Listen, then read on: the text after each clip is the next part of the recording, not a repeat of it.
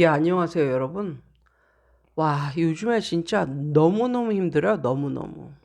제가 이곳 퇴촌에서 하니 안 하느니 애 키우면서 이거를 해 온 지가 만 4년이 넘었거든요. 횟수로는 5년. 요즘에 진짜 너무너무 힘들어요. 옛날에는 정말 한 체력 했었는데 막 하루에 그냥 10시간을 뭐 수업을 하고 막 이래도 그 다음에 끄떡없이 그렇게 나오고 막 이랬는데 요즘엔 진짜 힘들어요. 그러니까 요즘엔 몇 시간 정도 수업을 하냐면 한 5시간 정도 수업하거든요. 와, 그런데 너무너무 힘들어, 너무너무. 아침에 일어나서 동네 한 바퀴를 산책을 하는데요. 산책을 이제 운동 삼아 하는 거죠. 그러면 한 3, 40분 걸린단 말이에요. 그리고 이제 집에 들어와서 뭐 쓸고 닦고 뭐 정리하고 뭐 여러 가지 하고 또 저도 씻고 뭐 나가고 이렇게 하면 그 오전에 아침에 동네 한 바퀴 도는 시간이 만약에 없다면 그 시간이 없다면 뭐 하루 종일 그러니까 학원 이외에는 어떻게 밖에 나갈 수도 없고 나갈 일도 없거니와 나갈 수도 없고 운동을 할 수도 없는 뭐 그런 지금 입장이거든요. 그런데 월요일에는 더 힘들어요. 왜냐하면 토요일, 일요일에 애들하고 이제 놀아줘야 되니까 애들은 무조건 밖에 나가서 노는 걸 좋아하거든요. 그것도 아침 일찍이 아침서부터 밖에 나가서 노는 걸 좋아하거든요. 이제 그걸 다 해주려니까 너무너무 힘듭니다. 요즘에 진짜 제가 아침 저녁으로 운동도 하고 몸에 좋다는 게 헬스팩이라고 물론 다단계 그런 건데 아무튼 유산화에서 나오는 헬스팩이라고 이게 한 달분이 15만 원이요. 15만 원. 그걸 이제 먹고 있어요. 근데 그걸 안 먹는 것보다는 훨씬 좋아요. 예, 그렇다고 제가 이거 뭐 다단계 하고 있는 건 아니니까 이해해 주세요. 어떤 엄마가 저한테 그걸 팔았는데 와, 먹으면 진짜 힘 나는 거는 그게 으뜸인 것 같아. 내가 여태까지 뭐 이약 저약 뭐 많이는 안 먹어봤지만 진짜 헬스팩이 최고인 것 같아요. 그래서 아는 선생한테도 얘기해줬어. 쿠팡 같은 거 같은 데서도 파니까 돈 따지지 말고 헬스팩 하나 사 먹으라고. 아무튼 예, 지금 말씀드리고 싶은 건 그게 아니라 너무너무 힘들어가지고요.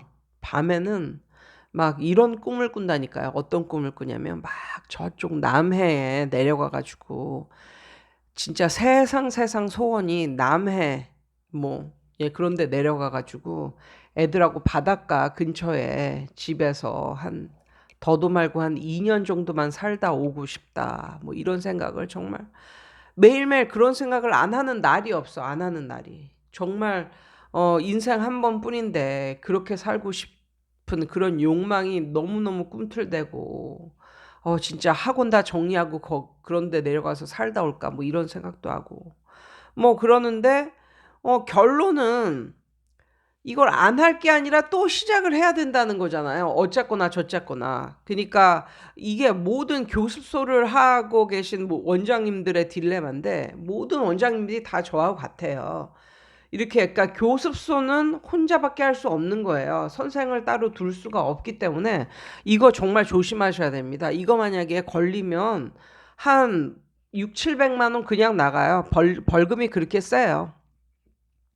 그래서 정말 100% 나는 안 걸린다 이렇게 생각하시면 하시되 교습소 하면서 선생 쓰면 원래 안 되는 거예요. 예, 법적으로는. 제 주위에는 그거 쓰다가 걸려서 600만 원 벌금 낸 선생님도 계세요.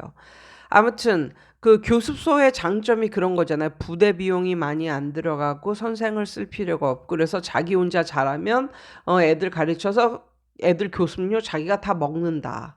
그래서 이게 잘만 가르치면 웬만한 학원장보다 나은 게 교습소 예, 선생님이거든요. 소장.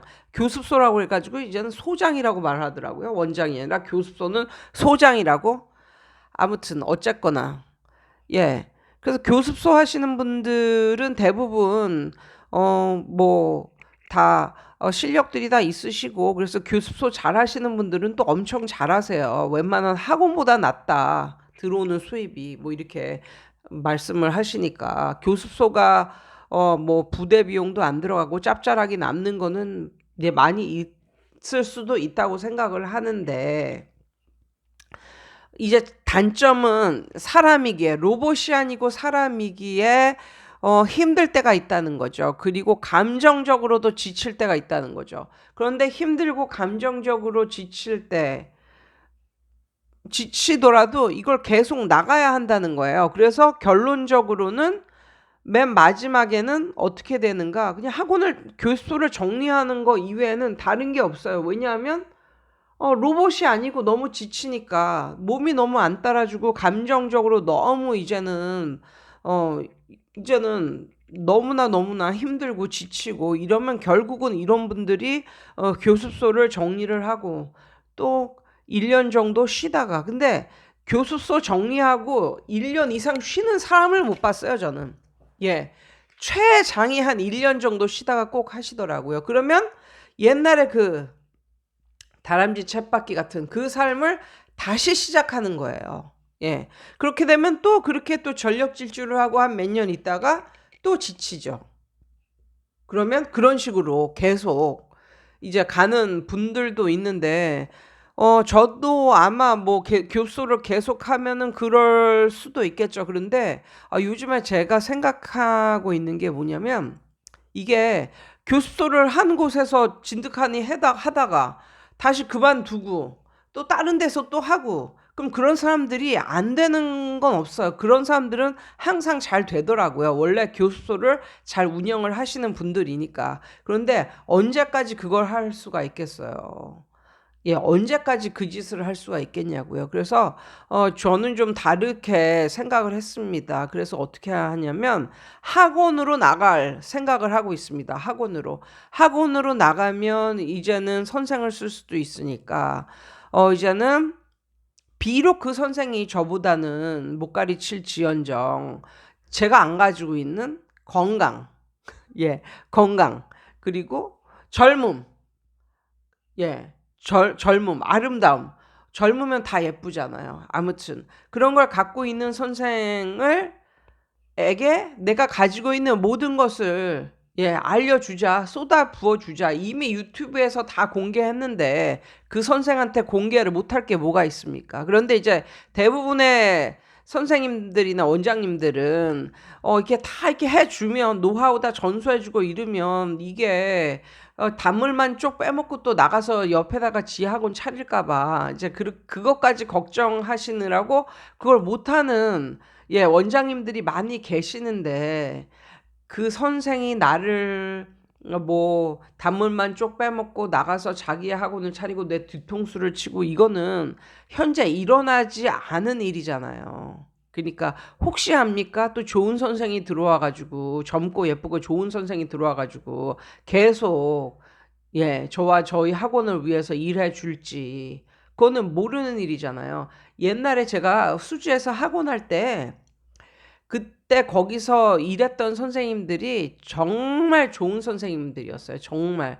그래서 제가 제 유튜브에서 말씀드렸는데 한 명은 의사가 됐고요.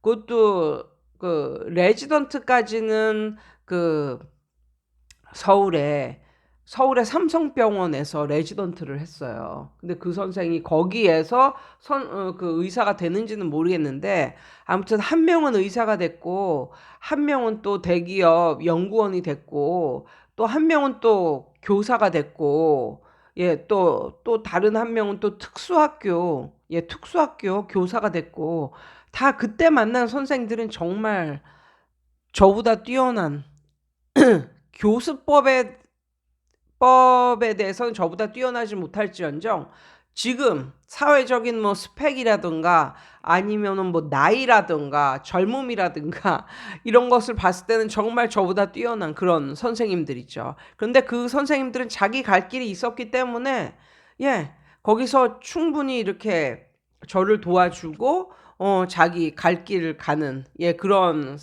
그런 분들이었어요. 그래서 그 선생님들과의 추억도 굉장히 많고 좋고, 예, 그래서 또 혹시 압니까? 그때는 우리 엄마가 아파가지고 암에 걸리셔가지고 3년 동안 투병하시느라고 제가 중고등 학교를 이제 돌보지를 못하고, 이제 그래서 이제 결국은 4년 잘 되고 3년 안 되다가 학원을 접었는데, 지금은 이제 엄마가 돌아가실 일도 없고 큰 일이 나에게 그렇게 드라마틱하게 일어날 것도 아니니까, 혹시 압니까? 옛날에 또 나에게 주어졌던 그런 운이 다시 한번, 예, 저에게 주어질지는 아무도 모르는 거잖아요.